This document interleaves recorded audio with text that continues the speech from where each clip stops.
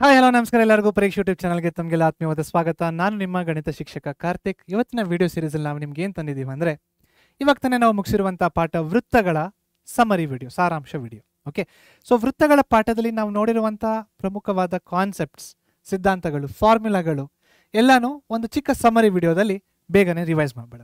Okay, so ಮೊದಲನೇದು ವೃತ್ತಗಳಲ್ಲಿ ಅಂದರೆ ಸರ್ಕಲ್ಸಲ್ಲಿ ಮೊದಲನೇದು ಏನಿದೆ, ಮೊದಲನೆಯ ಕಾನ್ಸೆಪ್ಟ್ ಏನಪ್ಪ ಅಂದರೆ ಮೂಲಭೂತಗಳು ಅಥವಾ ಬೇಸಿಕ್ಸ್.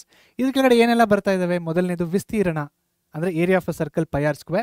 ಎರಡನೇದು ಸುತ್ತಳತೆ ಅಂದರೆ circumference of a circle 2πr. ಹಾಗೂ ಮೂರನೇದು ಡಯಾಮೀಟರ್ ಅಂದರೆ 2 ರೇಡಿಯಸ್ ಅಥವಾ ರೇಡಿಯಸ್ ಯಾವಾಗಲೂ ಡಯಾಮೀಟರಿನ ಅರ್ಧವಾಗಿರುತ್ತೆ. ತುಂಬ ಸಿಂಪಲ್. ಆರ್ನ ಇಲ್ಲಿ ಇಟ್ಕೊಳ್ಳಿ, ಡಿ ನಾ ಕಡೆ ಕಳಿಸಿ. ಸಾರಿ, ಆರ್ನ ಇಲ್ಲಿ ಇಟ್ಕೊಳ್ಳಿ, 2 ನಾ ಕಡೆ ಕಳಿಸಿ. 2 ನಾ ಕಡೆ ಕಳಿಸಿದಾಗ ಏನಾಗುತ್ತೆ? d/2 ಅಂದರೆ ರೇಡಿಯಸ್ಸು ಡಯಾಮೀಟರಿನ ಅರ್ಧ, ತ್ರಿಜ್ಯ ವ್ಯಾಸದ ಅರ್ಧ ಅಂತ ಹೇಳ್ತಾ ಇದ್ದಾರೆ ಅಷ್ಟೇ. ಓಕೆ, ಅವೆರಡು ಕೂಡ ತುಂಬ ಇಂಪಾರ್ಟೆಂಟ್. ನೆಕ್ಸ್ಟು, ವೃತ್ತಕ್ಕೆ 3 ಪ್ರದೇಶಗಳಿವೆ, ಕರೆಕ್ಟಾ? 3 ಪ್ರದೇಶಗಳಿವೆ. ಯಾವುದದು?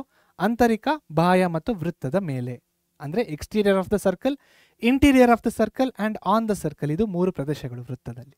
ಕ್ಲಿಯರ್? ಓಕೆ, ನೆಕ್ಸ್ಟ್ ಏನಿದೆ?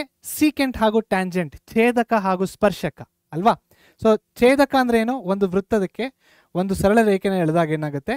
ಒಂದು ಪಾಯಿಂಟಲ್ಲಿ ಅದು ಸ್ಪರ್ಶ ಆಗುತ್ತೆ. ಇದಕ್ಕೆ ನಾವೇನಂತ ಕರಿತೀವಿ?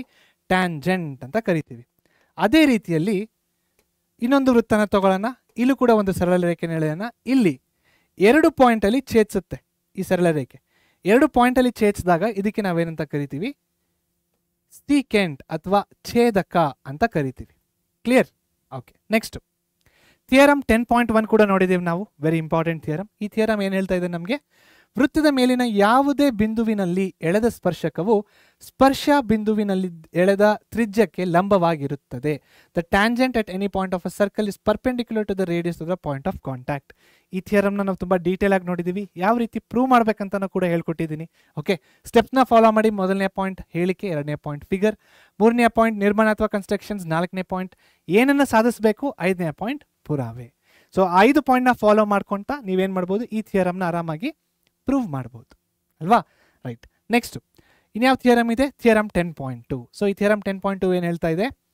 ಬಾಹ್ಯ ಬಿಂದುವಿನಿಂದ ವೃತ್ತಕ್ಕೆ ಎಳೆದ ಸ್ಪರ್ಶಕಗಳ ಉದ್ದವು ಸಮನಾಗಿರುತ್ತದೆ ಅಂತ ಹೇಳ್ತಾ ಇದೆ. ಅಂದರೆ the length of tangents drawn to the circle from an external point are equal.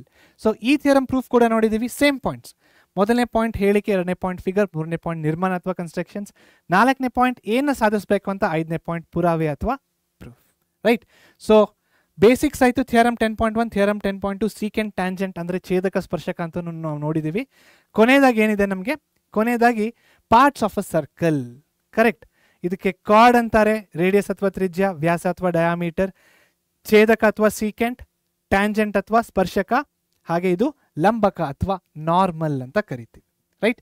So ಇಷ್ಟೆಲ್ಲ ಕಾನ್ಸೆಪ್ಟ್ಸ್ನ ನಾವು ಎಲ್ಲಿ ನೋಡಿದ್ದೀವಿ? ಇಷ್ಟೆಲ್ಲ ಪಾಯಿಂಟ್ಸ್ನ ನಾವು ಎಲ್ಲಿ ಓದಿದ್ದೀವಿ? 10ನೆಯ ಪಾಠ ಸರ್ಕಲ್ಸ್, ವೃತ್ತಗಳಲ್ಲಿ ಓದಿದ್ದೀವಿ.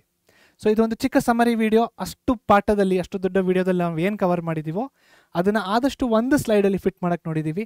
ಸೊ ಇಲ್ಲಿಗೆ ಈ ವೃತ್ತಗಳ, ಈ ಸರ್ಕಲ್ಸಿನ ಚಾಪ್ಟರಿನ ಸಾರಾಂಶ ಅಥವಾ ಸಮರಿ ವಿಡಿಯೋ ಅಂತ್ಯಗೊಂಡಿದೆ. ಮತ್ತೆ ನಾನು ನಿಮಗೆ ಮುಂದಿನ ಚಾಪ್ಟರಲ್ಲಿ ಸಿಗ್ತೀನಿ. ಅಲ್ಲಿವರೆಗೂ ಪರೀಕ್ಷೆ ಜೊತೆ ಸ್ಟೇ ಟ್ಯೂನ್ಡ್ ಆಗಿರಿ. Thank you so much.